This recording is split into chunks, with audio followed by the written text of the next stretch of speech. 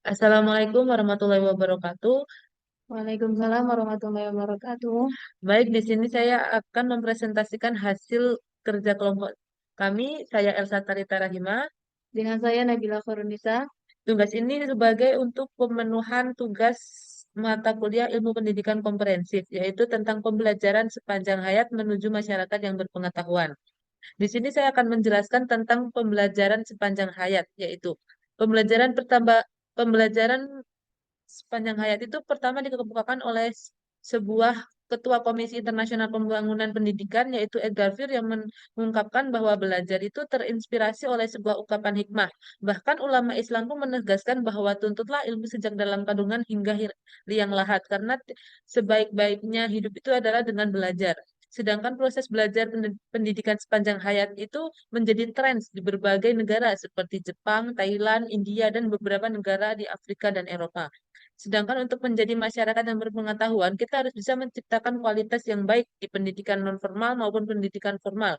Pendidikan nonformal itu berupa pendidikan yang di luar sekolah, sedangkan pendidikan formal sendiri itu berada di dalam sekolah seperti sekolah dasar, sekolah menengah pertama, sekolah menengah ke atas, bahkan ke perguruan tinggi. Untuk yang selanjutnya yaitu dua konsep tentang masyarakat berpengetahuan, yaitu konsep masyarakat informasi dan masyarakat yang berpengetahuan. Sedangkan menurut UNESCO, teknologi komunikasi dan informasi itu telah menciptakan sebuah kondisi baru bagi munculnya masyarakat yang berpengetahuan.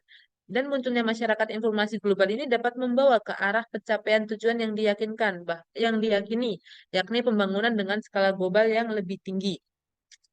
Di sini saya akan menjelaskan tentang empat pilar penopang masyarakat berpengetahuan, yaitu yang pertama tentang sistem pendidikan, yang kedua sistem inovasi, yang ketiga infrastruktur masyarakat informasi, dan yang keempat kerangka kelembagaan dan ekonomi.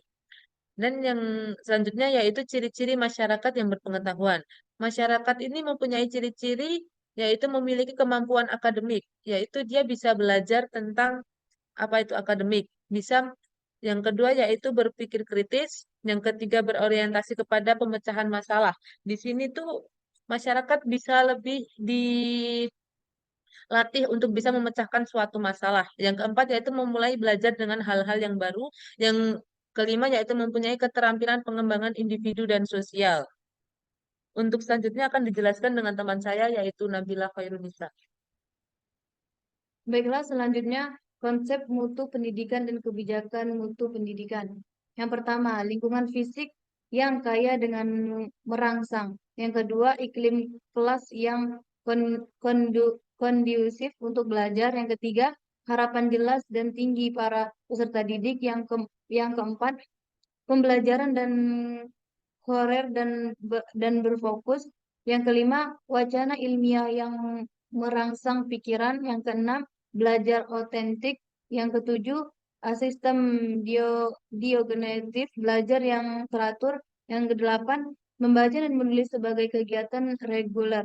Yang sembilan, pemikiran matematik. Yang sepuluh, penggunaan teknologi secara efektif. Kemudian Undang-Undang Lifelong Learning Promotik memiliki 3 poin penting sebagai bentuk inovasi pendidikan. Yang pertama, dukungan bagi tiap prefektur. Yang kedua, dukungan bagi lembaga bisnis swasta. Yang ketiga, Departemen Perdagangan dan Perindustrian Internasional.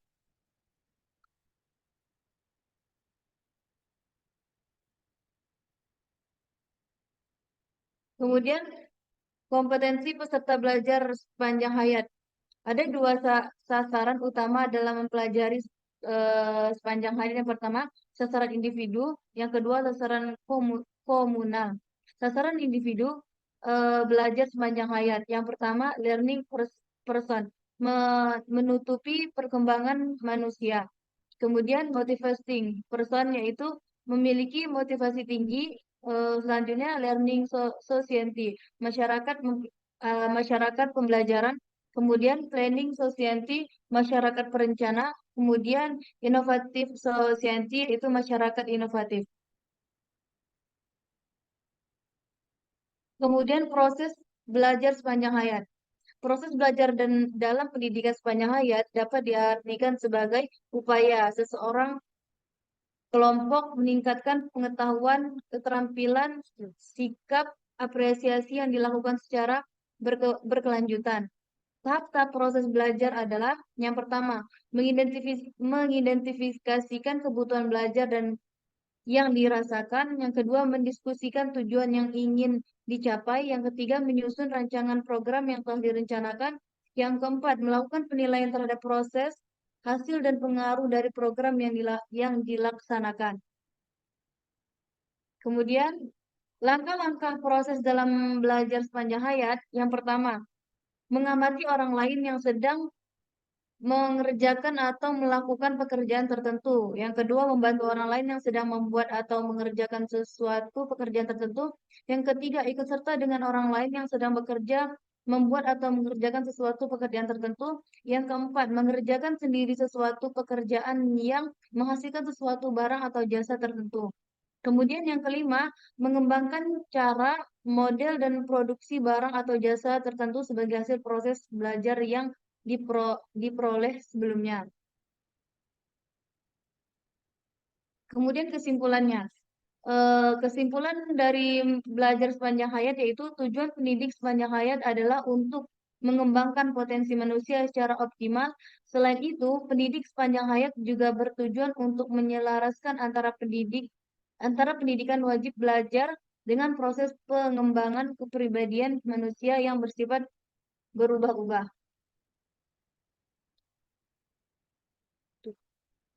Mungkin cukup sekian presentasi dari kami.